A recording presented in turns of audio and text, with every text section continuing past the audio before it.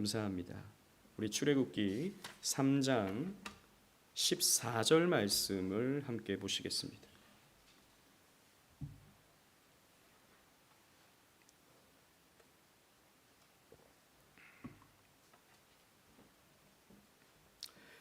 출애굽기 3장 14절 말씀 제가 봉독하겠습니다. 하나님이 모세에게 이르시되 나는 스스로 있는 자니라. 또 이르시되 너는 이스라엘 자손에게 이같이 이르기를 스스로 있는 자가 나를 너희에게 보내셨다 하라. 아멘. 시편 설교를 또 중단하고 하나님을 알아가는 기쁨이라는 시리즈의 말씀을 여러분들과 좀 나누기를 원합니다. 하나님을 알아가는 기쁨이라는 책이 있어요. 존 메가더 목사님이라고 미국의 아주 개혁파적인 말씀을 전하시는 목사님이 계시는데 진리를 사랑하는 목사님이세요. 이 목사님이 쓰신 책 중에 하나님을 알아가는 기쁨이라고 하는 책이 있는데 하나님의 속성에 대해서 차례차례로 설교하는 책입니다. 그래서 그 책을 토대로 해서 제가 좀 더 살을 붙이고 내용을 덧붙여서 수요일날 시리즈로 말씀을 전하려고 합니다. 인도에 아주 유명한 이야기가 있죠. 여러분 들어보셨을 겁니다. 6명의 장님이 코끼리를 만진 이야기입니다. 한 장님이 코끼리의 그 배를 만지면서 아우 코끼리는 무슨 벽 같아 벽 이렇게 말하는 거예요. 또 어떤 장님이 코끼리의 코를 만지면서 코끼리는 뱀 같아. 뱀 같은 게 코끼리야. 이렇게 말을 합니다. 세 번째 장님은 코끼리의 상아를 만지면서 코끼리는 무슨 창 같구나. 그 싸울 때 무기 창. 그 창과 같이 뾰족하구나. 이렇게 말합니다. 네 번째 장님은 다리를 이렇게 만지면서 무슨 코끼리는 나무 같아. 막 둥치가 막 이렇게 커. 이렇게 말합니다. 다섯 번째 장님은 코끼리의 귀를 만지면서 코끼리는 부채같이 생겼구나. 이렇게 말을 합니다. 마지막 여섯 번째 장님은 코끼리의 꼬리를 만지면서 코끼리는 밧줄과도 같아. 이렇게 말을 합니다. 이 사람들은 다 코끼리를 만졌지만 코끼리를 제대로 설명하지 못하죠. 한 부분만 만졌으니까. 이처럼 많은 사람들이 하나님에 대해서 잘못 알고 있는 경우가 너무나도 많습니다. 가끔씩 우리 교회에 그 유튜브 채널이 있잖아요. 그 채널에 아주 가끔씩 댓글이 달려요.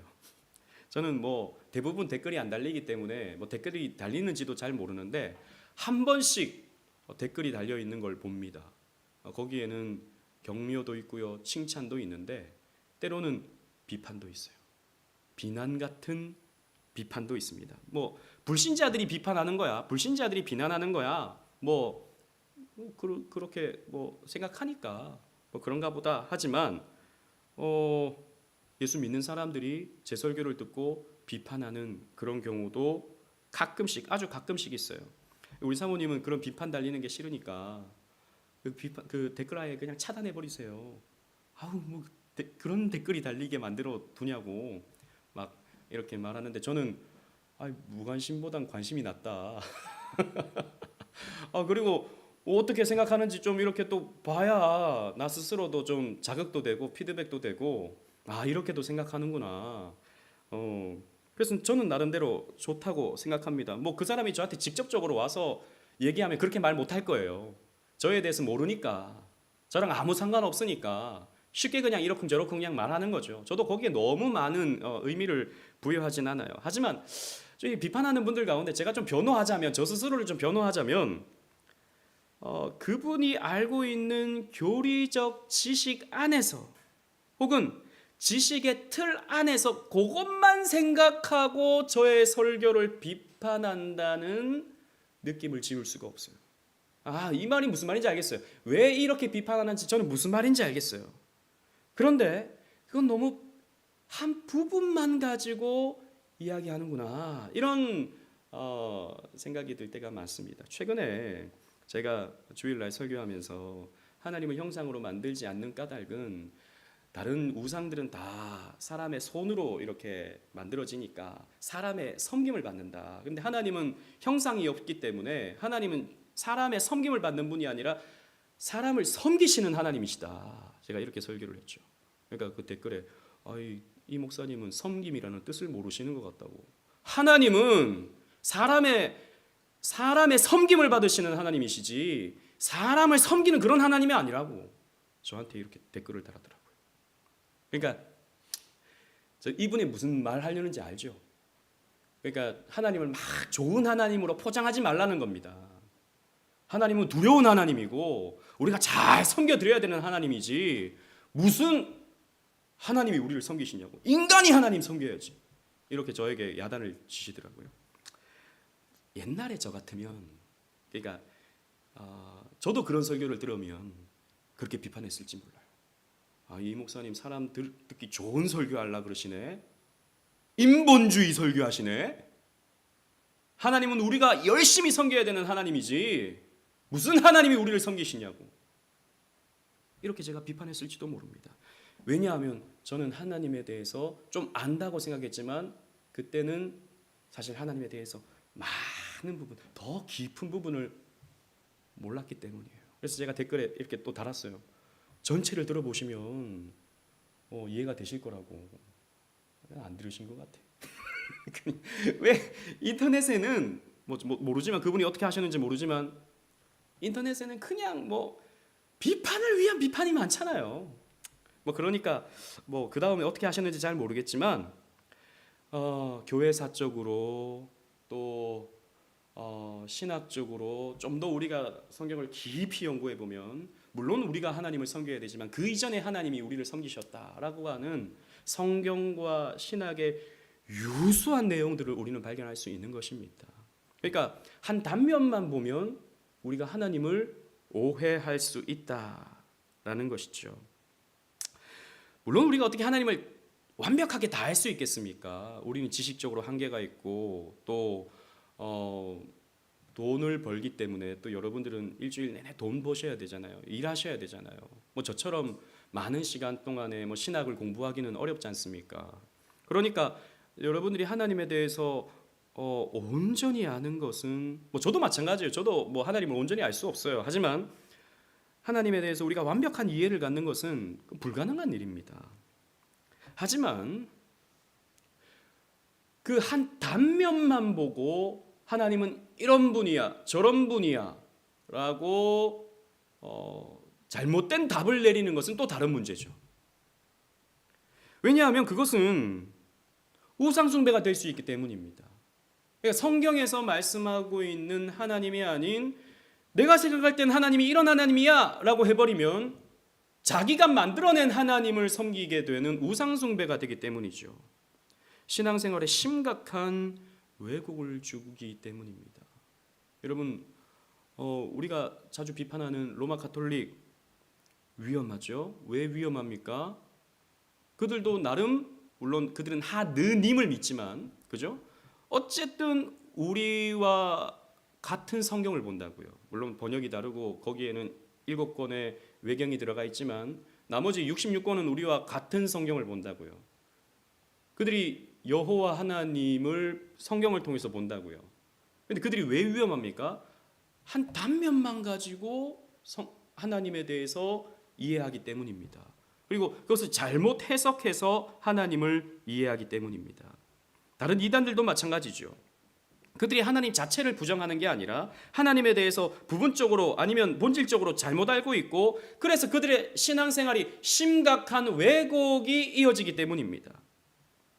그래서 하나님은요, 하나님이 말씀하시는 대로 믿는 것이 아닌 인간이 생각하는 대로 믿고 따를 때 그것을 하나님께서 징책하세요. 시편 50편 21절 말씀 보십시오. 제가 한번 읽어볼게요. 내가 이 일을 행하여도 내가 잠잠하였더니 내가 나를 하나님을 너와 같은 존재 너와 같은 줄로 생각하였도다. 그러나 내가 너를 책망하여 내 죄를 내 눈앞에 낱낱이 드러내리라 하시는 하나님 이런 말씀하셨다는 거예요. 너희가 나를 너 같은 존재로 너희들 같은 존재로 생각하는구나. 하나님은 너희와 같지 않아 라고 하나님 말씀하신다는 겁니다. 이것에 대해서 하나님이 책망하신다라는 거죠. 여러분, 우리가요 하나님을 우리와 같은 수준으로 이해하는 것은요 굉장히 위험한 얘기입니다. 그래서 우리가 하나님에 대해서 바른 이해가 필요한데, 프랑스의 불가지론자 볼테르, 여러분 이름 한번 들어보셨죠? 볼테르라고 하는 이 작가이자 철학자는요, 이 사람은 불신자였습니다. 불신자인데 기독교인들이 좀 우스꽝스러운 거예요. 이 사람들이, 불신자가 봤을 때 이 사람은 불가지론자라고, 하나님에 대해서 다 알 수 없어, 그러니까 신에 대해서 우리가 알 수 없어 라고 답을 내린 사람입니다.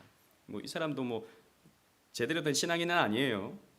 불신자와 가깝습니다. 근데 이 사람이 이렇게 말합니다. 그런데 우리는 하나님을 우리 나름대로의 정형화된 틀 안에 가둘 때가 많다. 말도 못하게 작은 틀 안에서 말이다. 우리는 창조주를 기준으로 하지 않고 우리가 몸담고 있는 문화를 기준으로 가치를 결정하는 경향이 있다. 그 가치는 하나님에 대한 우리의 생각에 영향을 주며 일상 속에서 하나님과 우리의 관계를 정한다. 그러니까 자기가 생각하는 하나님의 틀을 만들어 놓고 거기에 하나님을 대입해 버린다는 겁니다. 그러다 보니까 이 하나님이 아니게 된다라는 거죠. 그런데 자기가 봤을 때 기독교인들은 많은 경우 그렇게 하고 있더라는 거죠. 그러니까 어리석은 기독교인들, 이렇게 비판하면서 이렇게 글을 쓴 것입니다. 그래서 앞에서 말씀드린 것처럼 우리가 하나님에 대해서 생각할 때 내가 생각하는 하나님은 이런 하나님이야 라고 말하는 것을 여러분 조심하셔야 됩니다. 그러면 내 틀 속에 하나님을 만들어 버리는 거예요. 또 어떤 사람이 내가 생각할 때 하나님은 이런 하나님입니다 라고 말할 때 여러분들은 아무 검증 없이 받아들여서는 안 돼요. 심지어 목사가 강단에서 설교할 때도 여러분들이 그냥 목사가 말한다고 해서 다 믿어버리면 안 되는 것입니다. 과연 그것이 말씀에, 성경에 입각한 말씀인가를 여러분들은 분별하면서 말씀을 들어야 돼요. 하나님은 기록된 말씀인 성경을 통해, 오직 성경을 통해 자신을 나타내 보이십니다. 우리는 이 하나님을 바르게 아는 것이 너무나도 중요한 것을 알고 있어요. 왜냐하면 예수님께서 이렇게 말씀하셨기 때문이죠. 우리 다 같이 한번 읽도록 하겠습니다. 시작. 영생은 곧 유일하신 참 하나님과 그가 보내신 자 예수 그리스도를 아는 것이니이다. 아멘. 영생은 하나님과 예수를 아는 거예요. 그죠? 영생은, 다르게 말하면 구원은 하나님과 예수 그리스도를 아는 것에 있습니다. 그런데 하나님을 몰라요. 예수님을 몰라요. 이것은 구원과 거리가 먼 것이죠. 영생과 거리가 먼 것입니다. 근데 여기서 영생은 여러분 그냥 천년 만년 사는 그걸 말하는 것이 아닙니다. 물론 그것도 포함되지만요, 영생은 지금 우리의 삶과 다른 질적인 삶을 말하고 있어요. 그러니까 우리가 하나님과 예수를 알 때 우리의 삶은요 질적으로 변화됩니다. 다른 차원의 삶을 우리는 살게 돼요. 영광스러운 삶을요. 그게 영생이에요. 근데 사람들이 하나님을 제대로 알지 못하기 때문에, 예수를 제대로 알지 못하기 때문에 예수를 믿기 전이나 예수를 믿고 난 이후나 똑같은 것이죠. 안타까운 것은 오늘날 많은 그리스도인들이 이 세상에 잠깐 있다가 없어질 세상적인 것들에 지나치게 집착하고 연연하느라 하나님을 깊이 알 수 있는 엄청난 기회와 특권을 놓치고 있다는 것입니다. 우리 수요밤 예배 이렇게 숫자가 적어요. 안타깝습니다. 저는 여러분 우리 주부분들께서 밥을 하잖아요. 오늘 저녁에 밥을 우리 가족을 위해서 맛있게 해야겠다. 된장찌개도 끓이고 뭐 제육볶음도 하고 맛있게 끓여가지고 딱 내놨는데 나 안 먹을 건데 가족들이 나 밥 먹었는데 나 친구 만나러 가야 되는데, 그러면 여러분 뭐 어떤 느낌이 드세요? 우리 설지쌤이 어떤 느낌이 드실까요? 짜증나요. 서운하기도 하고 짜증도 나고 그러잖아요. 저는 수요일마다 좀 그 느낌이 듭니다. 그래서 그냥 밥을 하지 말까 그냥.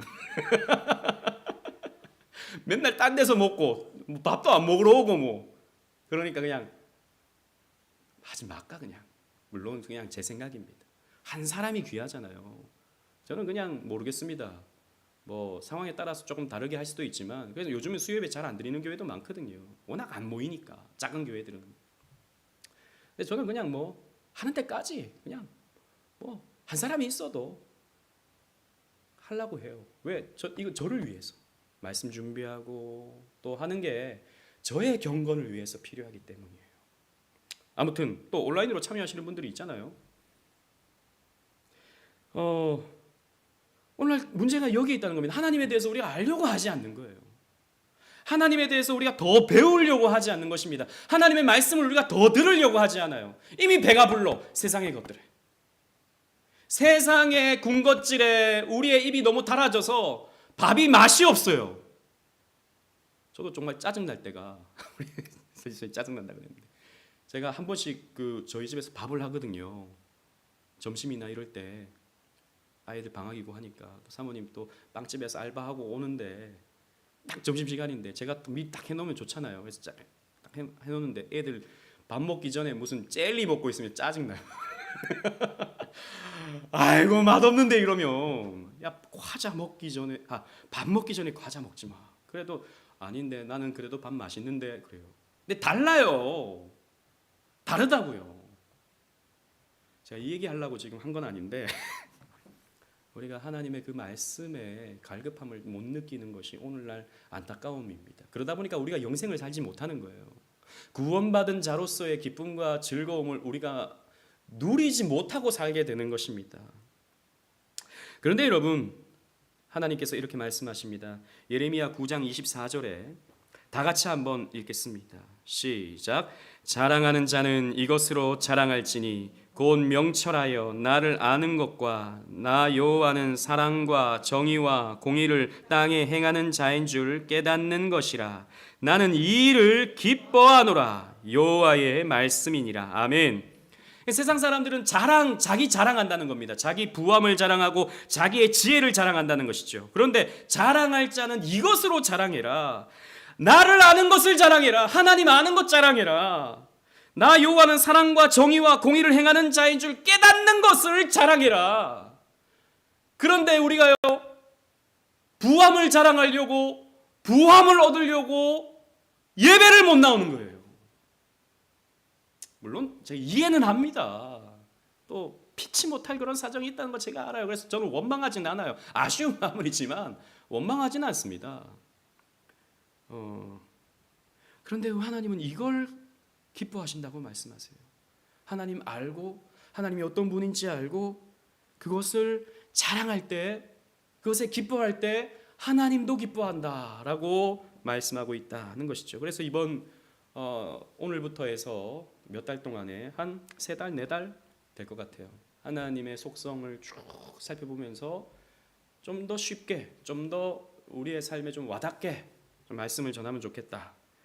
그렇게 생각하면서 말씀을 준비하려고 합니다. 오늘은요, 제목에서 보듯이 하나님 어떤 하나님이시냐? 거기 계시며 말씀하시는 하나님이시다라는 겁니다. 첫 번째는 거기 계시는 하나님이다라는 거죠. 서론이 지금 끝났는데 이제 첫째면 언제 짧아요. 걱정하지 마세요. 그렇다면 우리가 하나님에 대해서 알고자 할 때 우리가 어떤 것을 하는 것이 가장 중요한가? 하나님은 계시는 하나님이다라는 거죠. 존재하시는 하나님이시다. 하나님은 거기 계시는 하나님이시다라는 거죠. 오늘 우리가 읽은 본문은 우리가 잘 아는 대로 하나님이 모세를 소명하시면서 주신 말씀입니다. 하나님은 모세를 이스라엘의 지도자로서 출애굽의 지도자로서 세우기를 원하셨죠. 그때 모세가 묻습니다. 하나님, 제가 이스라엘 백성들에게 가서 내가 누구에게로 보냄받았으며 그 하나님의 이름이 뭐냐고 사람들이 묻는다면 제가 어떻게 대답해야 됩니까? 라고 질문을 합니다. 하나님의 이름을 물은 것이죠. 그때 이름이라고 하는 것은요, 고대 근동 지역에서 이름이라고 하는 것은 단순히 그냥 호칭을 말하는 것이 아닙니다. 그죠? 정체성을 말하는 겁니다. 당신은 어떤 하나님이십니까? 어떤 하나님이라고 말해야 됩니까? 이렇게 물은 것입니다. 그때 하나님이 이렇게 말씀하십니다. 아까 우리가 읽었던 말씀이죠. 출애굽기 3장 14절 말씀. 우리 다 같이 한번 읽도록 하겠습니다. 시작. 하나님이 모세에게 이르시되 나는 스스로 있는 자이니라. 또 이르시되 너는 이스라엘 자손에게 이같이 이르기를 스스로 있는 자가 나를 너희에게 보내셨다 하라. 아멘. 하나님이 말씀하십니다. 나는 스스로 있는 자다 라고 말씀하세요. 즉 하나님은요 누군가에 의해 지음을 받은 분이 아니다라는 겁니다. 하나님은 누군가에 의해 창조된 분이 아니다라는 거죠. 하나님은 스스로 존재하시는 하나님이시다라는 것입니다. 여기서 주목할 것은, 오늘 우리가 주목할 것은 하나님은 존재하시는 하나님이시다. 나는 스스로 있는, 스스로 존재하는 하나님이다라고 하나님 말씀하신다라는 거죠. 사람들은 우리에게 이렇게 묻습니다. 하나님 정말 계셔요? 그럼 한번 보여봐 주세요. 하나님이 있는 걸 한번 증명해 보세요. 이렇게 조롱하듯이 우리에게 질문하죠. 여러분, 하나님을 어떻게 보여줄 수 있을까요? 사실 쉽진 않아요. 그런데 우리가 뭔가를 본다고 해서 그것이 존재하고 보지 못한다고 해서 그것이 존재하지 않을까요? 우리가 깊이 생각해 보면 이거 아니라는 것을 여러분 잘 아실 겁니다. 우리의 눈이라고 하는 것은 빛 가운데서도 여러 빛의 어떤 파장들이 있죠. 그러니까 우리는 가시광선이 비춰준 그 내용물에 반사된 것들만 볼 수 있습니다. 우리 인간은, 그죠? 그래서 이게 뭐가 있는지, 어떤 색깔인지, 가시광선이 이 물질에 부딪혀서 반사되는 것만 우리가 볼 수 있어요. 하지만 가시광선 외에는 적외선, 자외선, X선, 감마선, 방사선 다 있잖아요. 우리는 뼈를 못 봐요, 그죠? 뼈를 못 봅니다. 하지만 방사선을 쬐어보면 그 사람의 그 해골이 나오잖아요. 뼈가 나오잖아요. 그리고 우리의 장기가 이렇게 드러나잖아요. 방사선으로는 그렇게 사람의 물질을 투과시켜 버리는 거예요. 우리는 그걸 못 보잖아요. 못 본다고 해서 없습니까? 아니라는 것이죠. 우리의 눈은요 마술사의 그 손동작 하나에 그냥 속아버립니다. 그죠? 여기 있던 게 갑자기 없어요. 없던 게 갑자기 있어요. 어떻게 저렇게 되지? 우리는 속습니다. 이 한계에 있는 눈으로 하나님의 존재를 판단하는 것은요, 그래서 하나님이 있다 없다라고 논하는 것은 어리석은 거죠. 심리학자의 아버지 프로이드에 대해서 여러분 들어보셨을 겁니다. 이름 많이 들어보셨을 거예요. 지그문트 프로이드. 이 사람은요 책을 썼는데 환상의 미래라고 하는 책을 썼습니다. 이 책에서 하나님은 사람들에 의해서 만들어진 존재다라고 답을 내렸어요. 이 사람은 하나님 그 사람들이 만든 거야. 대부분 요즘 불신자들은 그런 생각을 가지고 있죠. 프로이드의 어떤 주장에 따라서 말이죠. 인간은 필연적으로 두려움을 갖고 있다는 것입니다. 이 프로이드의 주장에 따르면 근본적으로 인간은 두려움을 갖고 있다는 거예요. 그래서 이 두려움을 해결하고자 인간은 신을 만든다. 하나님을 만든다라는 거예요. 첫째로 인간은 자연을 두려워한다는 겁니다. 자연의 그 불예측성, 무인격성, 잔혹함.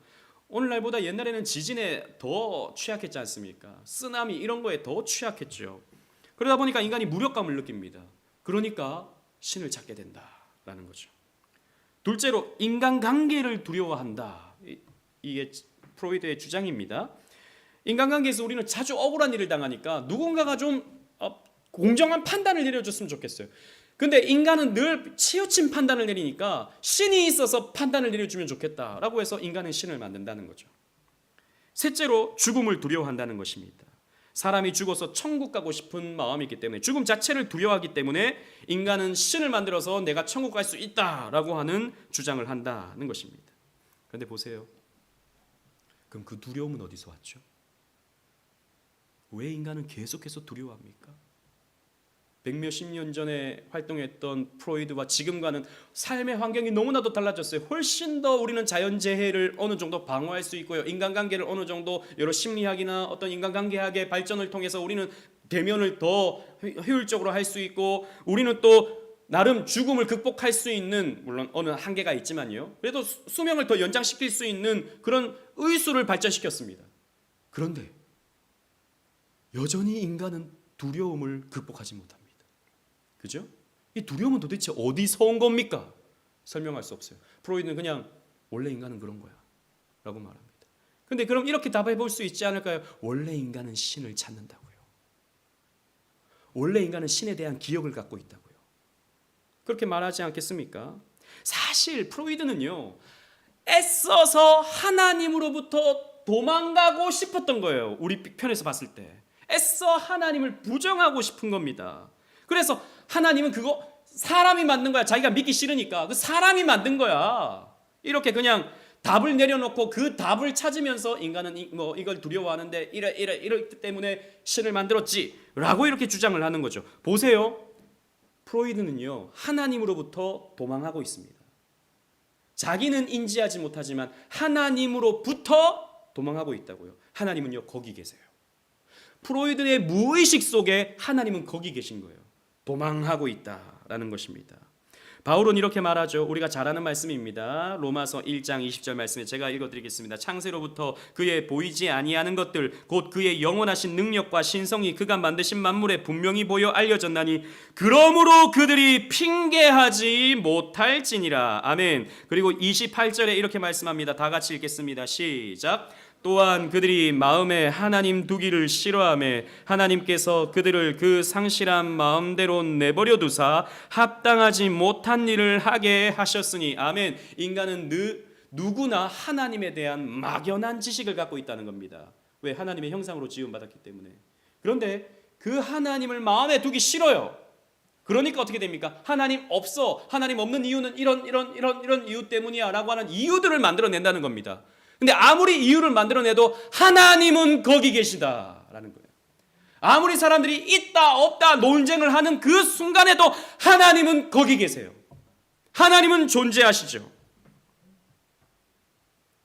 프로이드는 의도하지 않았지만 그의 주장을 곰곰이 곱씹어 보면 하나님이 존재하신다라고 하는 것을 우리는 알 수 있다라는 것이죠.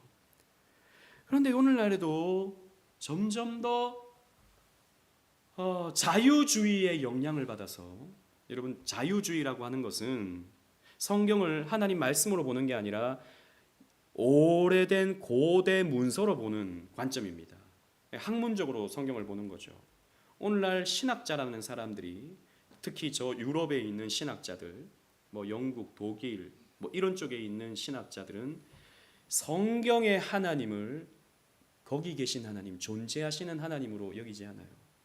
미국에도 그런 신학자들이 간혹 있습니다. 우리나라에도 아주 소수로 있어요. 그런 사람들에게 있어서 하나님은 관념적인 하나님입니다.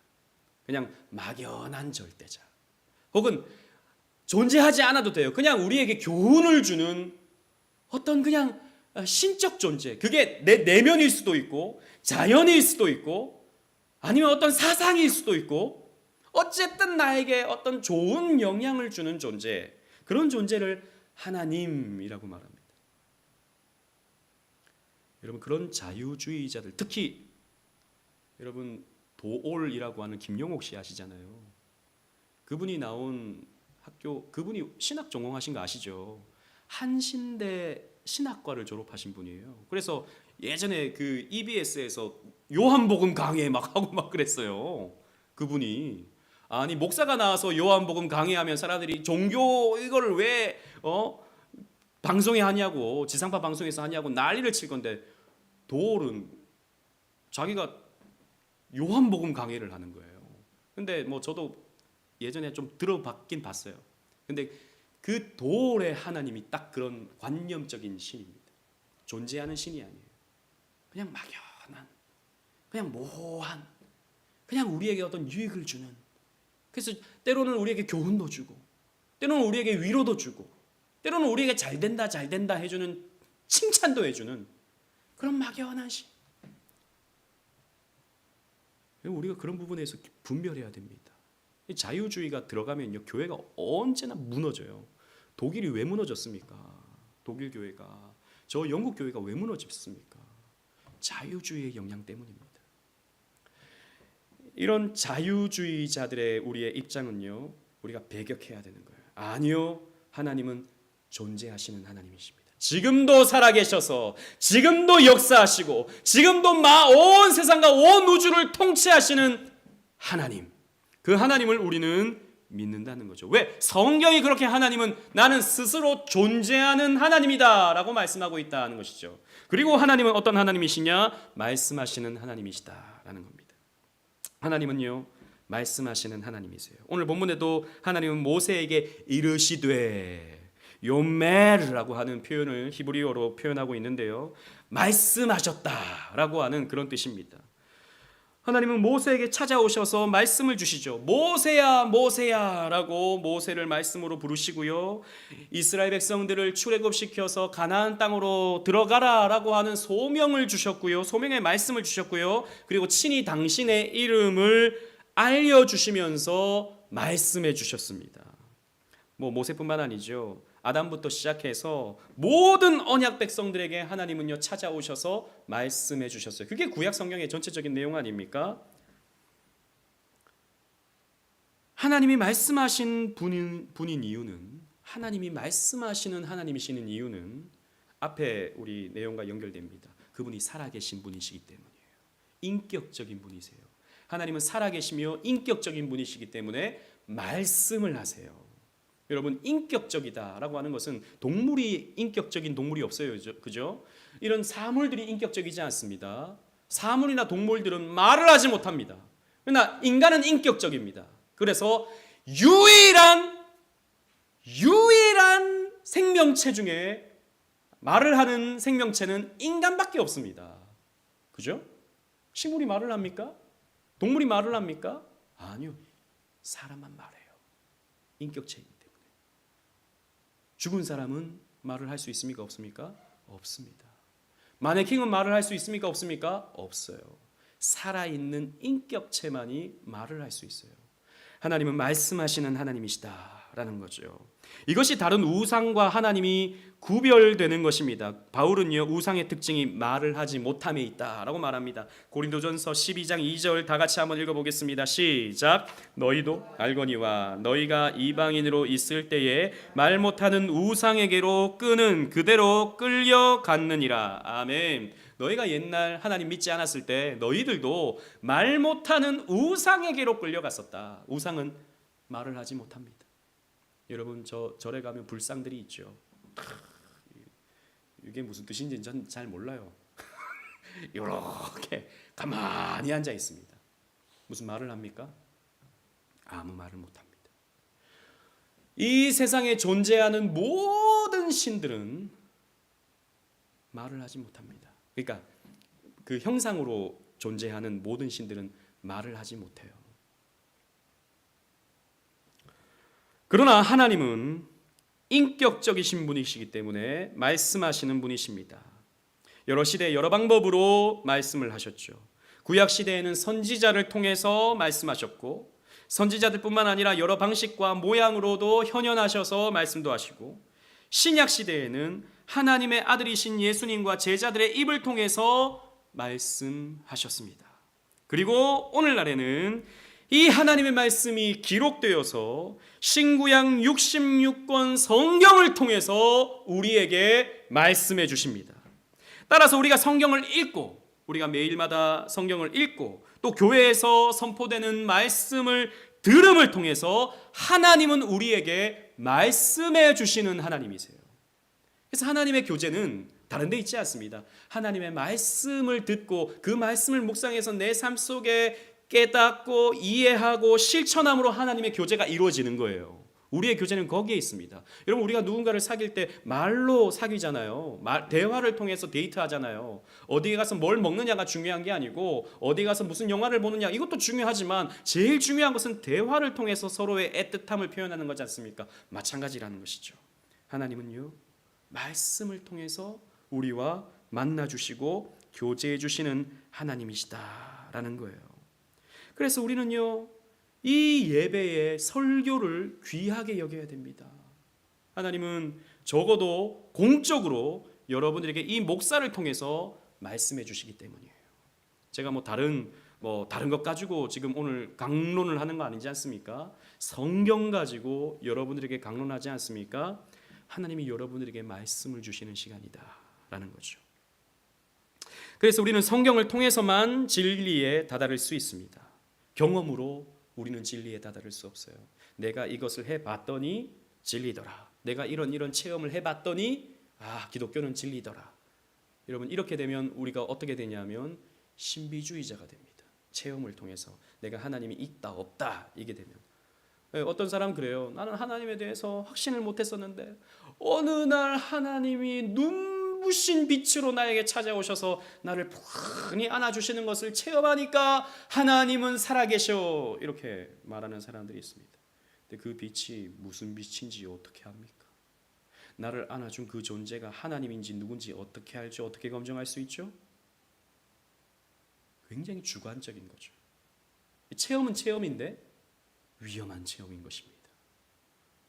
광명한 천사의 모습으로 사탄은 나타난다고 성경이 말하고 있거든요. 광명한 천사의 모습으로 말이죠. 또 우리의 이성으로, 내 이성으로 하나님의 어떤 존재를 한번 판단해 보겠다 라고 해버리면 아까 앞에서 말씀드린 것처럼 자유주의자들이 됩니다. 이성으로는 하나님이 계시다라고 우리가 답을 내릴 수가 없어요. 과학으로 말이죠. 우리는 오직 진리이신 하나님의 말씀을 통해서 진리에 다다르게 됩니다. 따라서 성경은 예수님을 뭐라고 표현하죠? 말씀으로 표현합니다. 요한복음 1장 1절로 3절 말씀, 제가 1절 2절 읽고 3절 다 같이 읽겠습니다. 태초에 말씀이 계시니라. 이 말씀이 하나님과 함께 계셨으니 이 말씀은 곧 하나님이시라. 그가 태초에 하나님과 함께 계셨고, 시작. 만물이 그로 말미암아 지은 바 되었으니 지은 것이 하나도 그가 없이는 된 것이 없느니라. 아멘. 이 말씀이 누굽니까? 예수 그리스도. 그죠? 이 예수 그리스도를 말씀이라고 표현하고 있다는 것입니다. 따라서 성경 말씀의 결론은 뭐냐? 말씀하시는 하나님의 그 주된 요지는 뭐냐? 예수 그리스도인 것이죠. 그래서 우리는 창세기부터 요한계시록을 통해서 전부 66권 말씀을 통해서 예수 그리스도를 통한 구원, 예수 그리스도를 통한 영광, 예수 그리스도를 통한 영생, 이거 배우는 것입니다. 그것은 나중에 우리가 죽어서 영생하는 것이 아니라, 죽어서 천국 가는 것이 아니라 오늘 나에게 영생이 이루어지는 거예요. 오늘 나에게 찾아오셔서 말씀하시는 하나님으로 인해서 내 삶이 변화되는 것입니다. 기쁘게요, 감사하게요, 평안하게요. 이게 여러분 기독교인 것이죠. 그래서 우리 인간 자체가 가지고 있는 프로이드가 해결할 수 없었던 그 두려움의 문제는 오직 말씀하시는 하나님을 통해서, 그 아들로 말씀하시는 하나님을 통해서 우리의 두려움은 해결될 수 있는 것입니다. 그래서 우리는 죽음을 두려워하지만, 한편으로는 두려워하지만 우리는 죽음을 극복합니다. 그죠? 프랜시스 셰퍼라고 하는 유명한 신학자가 있습니다. 20세기 최고의 변증학자 중에 한 분이신데요. 그분이 책을 쓰신 그 책 제목이 거기 계시며 말씀하시는 하나님이라는 책입니다. 오늘 설교 제목을 제가 그 책을 그냥 인용했어요. 근데 프랜시스 셰퍼는 하나님에 대해서 이렇게 정의를 내렸습니다. 첫 번째 책 제목이 거기 계신 하나님이에요. 그러니까 책이 여러 권입니다. 거기 계신 하나님. 이 책은 뭐냐? 하나님은 존재하시는 하나님이시다. 21세기에 우리가 하나님을 어떻게 변증할 수 있는지, 어떻게 설명할 수 있는지 담아놓은 책이 근데 굉장히 어려워요. 거기 계신 하나님이라는 책이에요.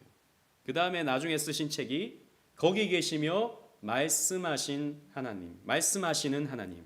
하나님은 계실 뿐만 아니라 말씀하시는 하나님, 말씀을 통해서 역사하시는 하나님이시다라고 하는 것을 프랜시스 셰퍼 목사님은 이렇게 설명을 했습니다. 그 책 중에 내용을 제가 읽어드릴게요. 기독교의 하나님은 거기 계시며 말씀하시는 하나님이시다. 그분은 자신과 역사와 우주에 대해 모두 말씀하시진 않으셨지만, 우리가 우주에 대해서, 우주의 청왕성이 어디에 있고 이런 거 다 말씀하지 않으셨다는 거예요. 말씀하진 않으셨지만 진실하게 말씀하셨다. 만물을 창조하신 인격적인 하나님께서는 태초부터 삼위일체로 존재하시며 성부, 성자, 성령 간의 의사소통을 하면서 존재하셨다. 이 세상에 있기 전에 삼위 하나님은 서로 의사소통하면서 말씀을 나누면서 존재하셨다라는 거예요. 따라서 하나님은 자신의 형상대로 인간을 만드실 때 그 인간을 언어 구사자로 만드셨고 자신과 소통할 수 있게 만드셨다라는 거예요. 여러분, 하나님은 이렇게 오늘날 우리에게 말씀하시는 하나님이십니다. 여러분, 오늘 제 설교를 잘 들으라고 하는 제가 그런 목적이 있어서 제가 이렇게 설교하는 거 아니에요. 설교를 잘 듣는 것도 중요하지만 여러분들의 일상적인 삶 속에서 하나님의 말씀을 늘 기억하는 것이 중요합니다. 하나님의 말씀을. 그래서 어떤 일을 겪었을 때 그 겪은 일을 하나님 말씀으로 어떻게 적용할 수 있을까를 여러분들이 생각하시는 게 너무 중요해요. 그래서 어떤 고난이 찾아왔어요. 고난이 찾아왔을 때 성경에서 고난을 뭐라고 말했는지, 성도에게 어떤 고난이 있을 거라고 약속하고 있는지, 그런 내용을 보면서 내가 지금 믿는 자로서 이런 고난을 당하고 있는 거구나. 그리고 고난 뒤에는 하나님의 영광이 있구나. 이것을 소망하면서 오늘을 잘 견뎌야겠구나라고 여러분들이